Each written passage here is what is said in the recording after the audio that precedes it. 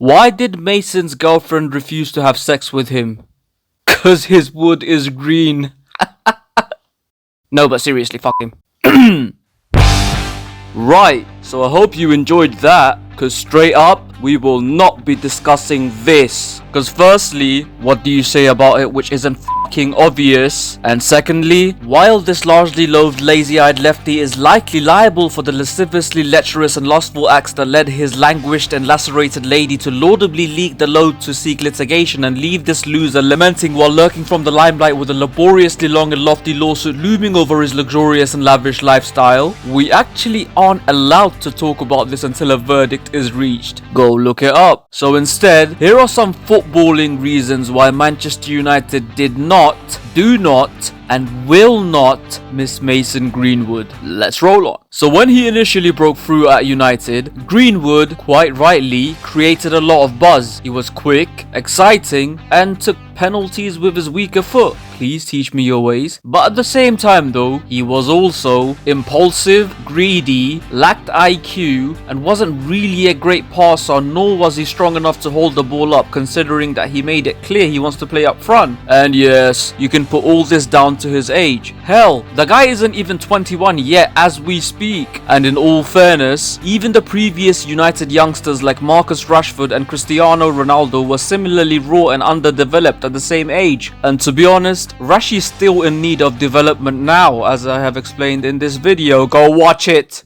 Also subscribe, please. But here's the difference though. These guys have always been humble, believe it or not, and willing to learn. But this kid, he seemed to be up himself from the beginning and ignore basic instructions. And consequently, let's not forget please, while the results didn't really change, United's team performances under Ranić actually improved once he left. Games against Watford and Southampton, which unfortunately ended in draws, actually saw United create chance after chance and work really well as a team. And this would not have been possible if he was around. He only knew one way: receive pass, cut in, shoot, no matter how many goals were waiting in the box. So yeah, as for last season, I genuinely believe United have finished even lower had he been around. And yes, I know they were sitting fourth at the time he left, but shut up. Football isn't that black and white. There were plenty of other injuries and issues following that January transfer window. So with last season out of the way, let's talk about his potential contributions this campaign. Could Mason have made a difference to United this season? And more specifically, does he fit into the profile of player Erik ten Hag wants? Ultimately,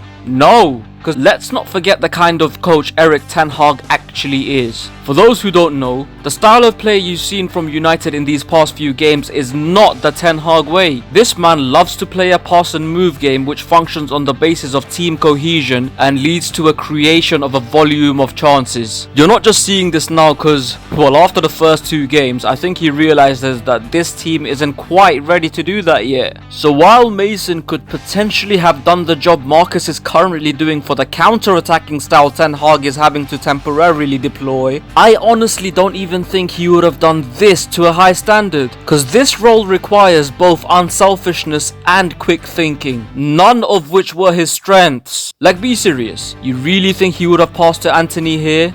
Come on. This kid was basically a combination of Ronaldo's ego with Rashford's ability. Speaking of which, by the way, for those who are as of this moment thinking that Ronaldo wouldn't have passed either in this situation, quit following media narratives and go back and watch some of the games from last season. Ronaldo willingly dropped deep to free up space, and his link-up play in games versus Brentford, home and away, West Ham, Brighton, Watford, Tottenham, Arsenal were all elite. And don't get me wrong, all this isn't to say that Ten Hag couldn't have coached him into being his type of player and correct these habits. Of course he could have. But let's not get it twisted here.